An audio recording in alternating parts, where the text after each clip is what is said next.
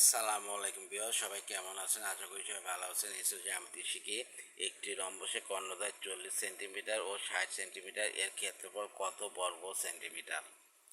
তাহলে আমরা জানি এগুলো মুখস্থ করতে হবে। রম্বসের ক্ষেত্রফলের সূত্র, সূত্র মুখস্থ করতে হয়। ক্ষেত্রফল অঙ্ক মুখস্থ না। 1/2 ইন্টু কর্ণদ্বয়ের গুণফল, কর্ণদ্বয়ের গুণফল বর্গ একক। অতএব হাফ ইন্টু কর্ণদ্বয়ের গুণফল কত? 40 ইন্টু 60, তাহলে বর্গ সেন্টিমিটার। মান বসাইয়া তাহলে 20 কেটে গেলে 20 সমান সমান 1200 বর্গ সেন্টিমিটার।